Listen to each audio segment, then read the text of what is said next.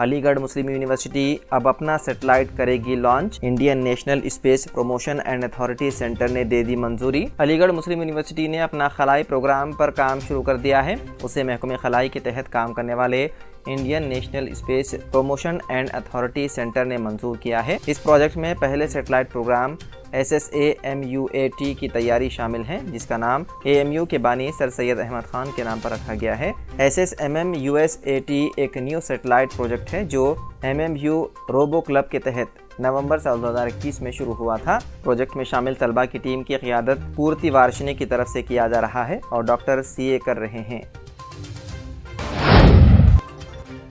کانگریس قائد راہل گاندھی نے اتوار کو رائے پور کے قریب ایک موضع میں دھان کی تخم ریزی میں کسانوں کی مدد کی اور کہا کہ ان کی پارٹی کی حکومت کے موافق کسان ماڈل کو ملک بھر میں دہرایا جائے گا۔ راہل گاندھی نے چھتیس گڑھ میں کانگریس حکومت کی 5 اسکیموں بشمول قرض معافی اور ان پٹ سبسڈی کو اجاگر کیا۔ انہوں نے بعدازاں ایک پوسٹ میں کہا کہ کسان خوش تو دیش خوش۔ راہل گاندھی آج صبح رائے پور کے قریب موضع کٹھیا گئے، جہاں انہوں نے کسانوں اور مزدوروں سے بات کی۔ اس کے علاوہ انہوں نے تخم ریزی میں ان کی مدد کی۔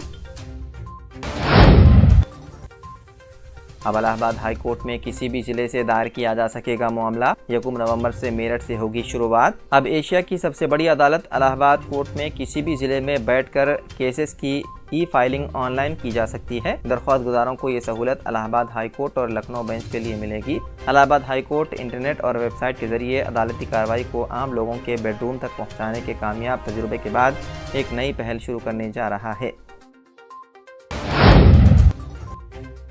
تلنگانہ اسمبلی انتخابات میں تلگو دیشم پارٹی نے مقابلہ نہ کرنے کا فیصلہ کیا۔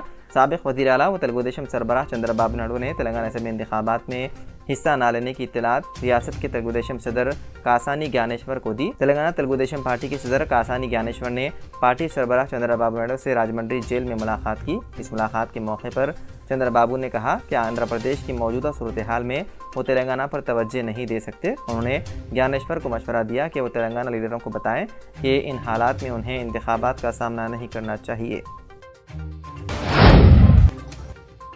آج کیرلا کے ایک ایگزیبیشن سینٹر میں ہوئے بم دھماکے کے بعد ہونے والی ایک پیش رفت کے دوران ایک شخص نے ان دھماکوں کی ذمہ داری قبول کرتے ہوئے پولیس اسٹیشن پہنچ کر پولیس کے سامنے خود سپردگی اختیار کی۔ رپورٹ کے مطابق ADGP law and order MR Ajit Kumar نے بتایا کہ تھیریسور رورل کے کوڈاکارا پولیس اسٹیشن میں ایک شخص نے خود سپردگی اختیار کی، جس نے دعویٰ کیا ہے کہ دھماکے اسی نے کروائے تھے۔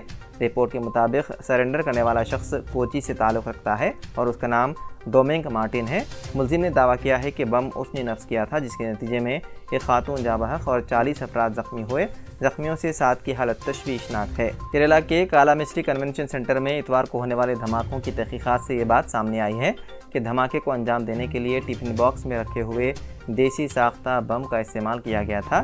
ذرائع نے تصدیق کی ہے کہ یہ خوف و ہراس پھیلانے کی نیت سے کیا گیا۔ دھماکے کے وقت کنونشن سینٹر میں تقریباً 2000 افراد تھے موجود۔ فلسطین کی مزاحمتی تنظیم حماس کے القسام بیریگیڈ نے اسرائیل کی خفیہ جوہری تنصیبات کے علاقے پر راکٹ داغنے کا کیا دعویٰ۔ رپورٹ کے مطابق اسرائیلی میڈیا نے تصدیق کی ہے کہ فلسطین کی مزاحمتی تنظیم حماس نے دیمونا میں راکٹ داغے ہیں، تاہم کوئی جانی نقصان نہیں ہوا۔ راکٹ حملے کے بعد ایریز اور نیتیو آہاراسا میں سائرن بجا دیے گئے۔ واضح ہے کہ دیمونا شہر میں اسرائیل کی خفیہ جوہری تنصیبات ہیں۔ واقعے کو غیر معمولی قرار دیا جا رہا ہے۔ اسرائیلی وزیر اعظم بنجامن نتن یاہو کا غزہ میں قتل عام کا دوسرا مرحلہ شروع کرنے کا اعلان۔ قابض صہیونی ریاست کے وزیر اعظم بنجامن نتن یاہو نے ہفتے کو تل ابیب میں پریس کانفرنس کرتے ہوئے کہا کہ حماس کے خلاف جنگ کا دوسرا مرحلہ گزشتہ جمعے کی رات غزہ میں مزید زمینی افواج کے داخلے سے شروع ہو گیا ہے۔ اسرائیل کے جنگی مقاصد واضح ہیں، جس میں یرغمالیوں کی رہائی اور حماس کو مکمل طور پر ختم کرنا شامل ہے۔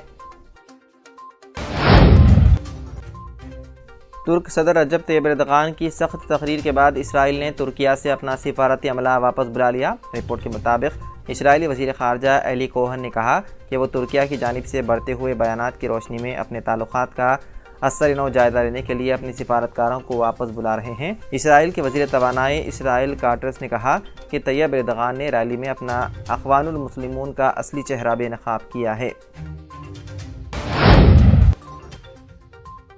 غزہ میں اسرائیلی بمباری کے نتیجے میں 23 روز کے دوران ہلاکتوں کی تعداد 8000 سے تجاوز کر گئی۔ عینی شاہدین نے اتوار کو صبح غزہ کی پٹی کی شمالی مشرقی سرحد پر فلسطینی دھڑوں کی اسرائیلی افواج اور فورسز کے درمیان دوبارہ جھڑپوں کی اطلاع دی۔ عینی شاہدین نے توپ خانے کی آوازیں سنی اور بھاری ہتھیاروں کے ساتھ جھڑپوں کی تصدیق کی۔ اسرائیلی افواج کی طرف سے جبالیہ میں گھسنے کی کوشش کی گئی مگر اسرائیلی قابض فوج کو سخت مزاحمت کا سامنا ہے۔ غزہ کی پٹی میں 7 اکتوبر سے جاری جنگ میں 8000 سے زائد افراد شہید ہو چکے ہیں، جن میں آدھے سے زیادہ بچے اور خواتین شامل ہیں۔ سابق امریکی صدر ڈونلڈ ٹرمپ نے دوسری میعاد کے لیے صدر منتخب ہو کر وائٹ ہاؤس پہنچنے پر بعض مسلم ممالک سے آنے والے لوگوں پر پھر سے سفری امتناع عائد کر دینے کا عہد کیا۔ یہودیوں کی سالانہ چوٹی کانفرنس سے خطاب میں 77 سالہ ٹرمپ نے پوچھا کہ کیا آپ کو سفری امتناع یاد ہے؟ اقتدار پر لوٹنے کے پہلے ہی دن میں سفری امتناع پھر سے عائد کروں گا۔ انہوں نے کہا کہ ہم نے سفری امتناع عائد کیا تھا کیونکہ ہم نہیں چاہتے کہ ہمارے ملک میں وہ لوگ نہ آئیں جنہیں ہمارے ملک کو دھماکے سے اڑانا پسند ہے۔